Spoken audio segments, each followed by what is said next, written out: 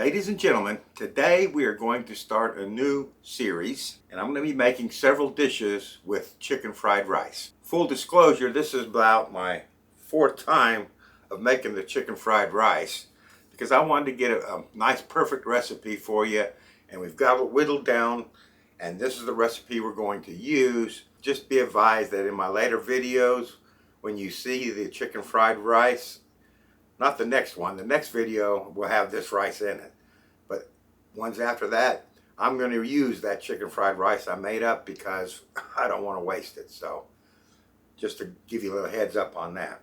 But this is a really easy chicken fried rice. And for the chicken, I use shredded chicken. Now what I like to do is when chicken's on sale, boneless chicken breasts, skinless, boneless chicken breasts, are on sale, I like to buy a bunch of it.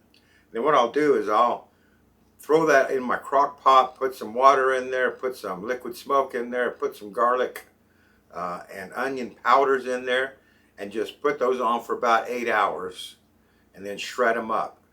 And once they're done cooking, then I like to divide them into 2-cup portions of Ziploc bags, throw them in the freezer, and I've always got my full shredded chicken. Now, if you don't go that route, you could easily use a rotisserie chicken, and that would be a really nice chicken too to add to this. But let's go through the ingredients. I got 2 cups of shredded chicken, 1 10-ounce bag of frozen sweet peas, 1/3 cup of soy sauce, 1 cup chopped carrots fresh, 2 cups chopped onions. I scrambled 4 eggs in the microwave. That's a nice, easy way to do it. And we got 3 cups of chicken stock. This chicken stock is what I got out of the crock pot from shredding my chicken. So, you know, waste not, want not is what they say. So I'm going to use that chicken stock in this recipe. 3 cups. And then over in the sink, I got 3 cups of long grain white rice draining. You want to rinse that very well. We'll go over that again later. All right, so you ready to see how quickly this gets put together? Let's open up our Foodi. If you have an Instapot, that'd be just as good. And we're going to, let's go ahead and add our chicken. 2 cups of chicken, 1 cup of diced carrots, 2 cups of diced onions, 1/3 cup of soy sauce, 3 cups of chicken stock, 1 10-ounce bag of frozen sweet peas, 3 cups of white rice that has been rinsed and drained. It's very important to rinse this until the water comes clear, not cloudy. That is going to stop your rice from sticking together. 3 cups of rice, and then we'll go ahead and add our eggs, scrambled eggs. Let me get this cleared off and I'll be right back. Okay, we're going to take this and give it a good stir, get everything all nice and mixed together. I'm going to shut that, turn the power on my Foodi, lock the door, close the vent. We're going to pressure cook this for 3 minutes, and we're going to do a delayed release for 10 minutes. That's all there is to it. Press start. Now what this is going to do is it's going to preheat. That's going to take some time to preheat. Once it's preheated, it'll start pressure cooking for 3 minutes. After the 3 minutes are done, it'll turn off. It'll sit for 10 minutes. And once the 10 minutes are up, it'll automatically open my vent and release the pressure. So we'll come back for that. Now let me tell you, was that easy or what? You wait and see what this comes out like. It's delicious. All right. So it has built up the pressure. Now it's on its 3-minute countdown for pressure cooking for 3 minutes. This is a good time, just in case I didn't tell you. I can't remember if I mentioned it or not. We are pressure cooking this on high. So this 3 minutes will go by pretty quick, and I'll be right back. Okay, it is now coming to the end of the 3 minutes of pressure cooking. What this is going to do is go to a delayed release. Delayed release, okay? At the end of 10 minutes, it is going to automatically open my vent and completely vent. If you don't have the the delayed release option, and then you want to naturally release for 10 minutes and then open it up and let the rest of the pressure out. So I'll see you in about 10 minutes. Okay, this has got to be getting close. I thought this had a countdown clock to tell me, but it don't.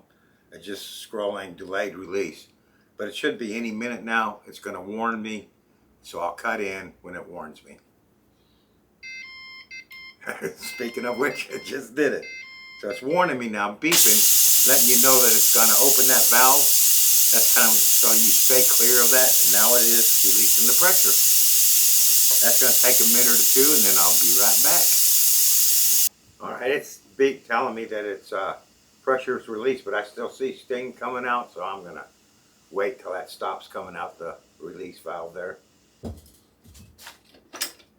All right. See what it looks like. Oh yeah. Now let's give it a little fluff.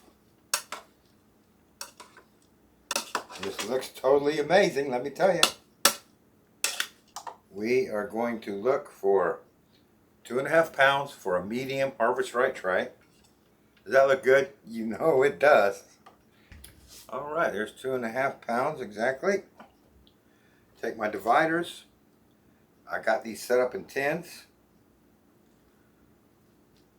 and cut that into nice even tins, squares, portions. I got one more tray and I'll be right back. And there you go. That worked out perfectly. My 2 trays of fried rice for freeze drying. I ended up with this much left over. Now, I'm not going to show you packaging or anything of this video in this video because I'm going to use this and with a topping that I'm going to make probably tomorrow afternoon or something to freeze dry with this. And then when I do that video, I'll show the rehydration of the rice and the topping. So that kind of goes away from my normal, I like to rehydrate stuff for you, but I don't have enough extra to put an extra rehydration in this video. But if you stay tuned to next week, you'll actually see that. So there's a hook for you, isn't it? But let me show you what this rice looks like fresh out of the pot. And let's dig in. This is my dinner for tonight. I'm kind of lucky. I got some left over. Let's see what it tastes like. Oh, man. That is some good rice.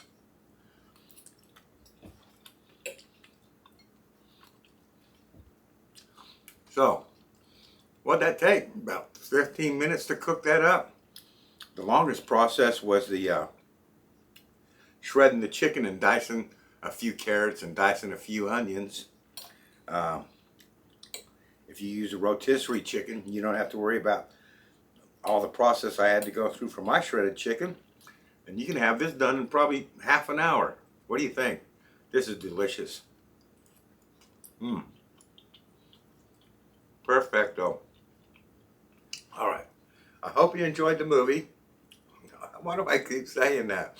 I hope you enjoyed the video. And I hope you come back next week and see how we put this rice with a nice topping for freeze drying. All right. I'll see you then.